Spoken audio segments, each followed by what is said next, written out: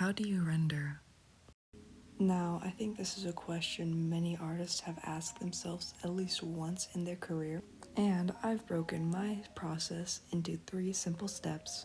The first being getting in your base colors, the second being adding your shadows and highlights, and then last but not least, what I am calling saturated colors. And by that, I mean just adding extra colors that don't necessarily belong.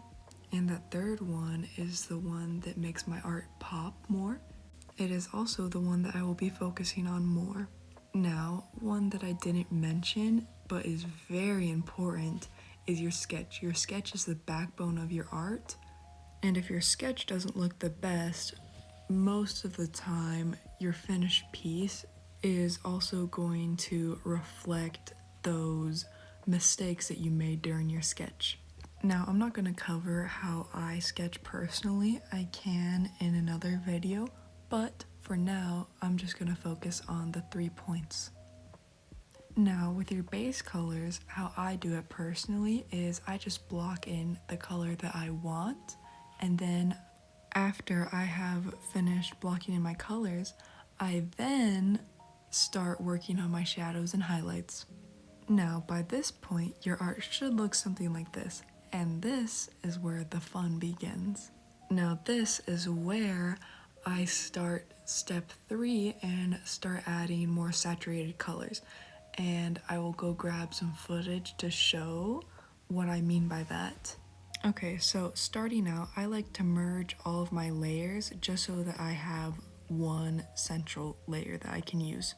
Then after that, I go to pure white and I fill that on a different layer, and then I set it to, I believe in Procreate they have saturate or hue, and it will basically just turn your drawing into black and white so that you can just see the values of it. Then after that, I go and I pick a color that is very saturated, like I'm picking a very bright yellow, and as you can see, it matches the white highlights that I already have there.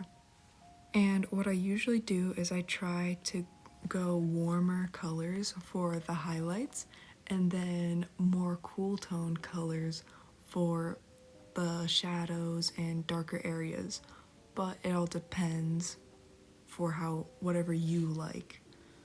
And in this piece, I didn't do too many different colors because in the drawing and shading process, I already learned a little bit on how to just pick it normally.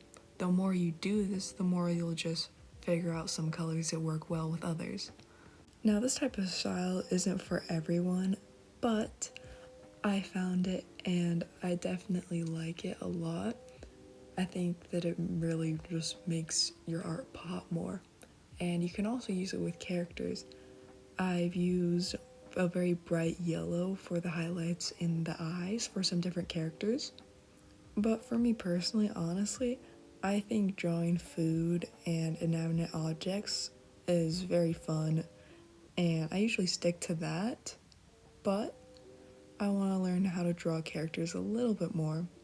Also, while doing this process, you will tend to figure out that some colors, even at full saturation, are still darker than others. Like blue and reds and purples are all way darker at full saturation than, let's say, yellow.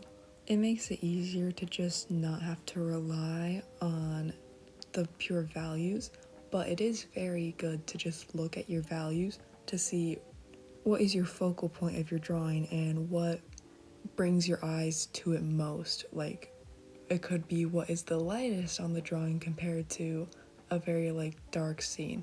Like if you put a white dot in a black scene, your eyes will just be drawn to it. And vice versa, if you have a complete white page and you put a black dot there, your eyes will also be drawn to that. One more thing I would like to add is desaturated colors are also very important. They can be a bridge sometimes between some of your darker colors and your lighter colors. Typically, I like to have more saturation in the middle of a strong highlight moving into a shadow, but your desaturated colors can be there for your different shadows. Like in the raspberry, I used a slightly desaturated color on it to make it look more realistic, I guess. Most everything with art is just your own personal bias and what you like.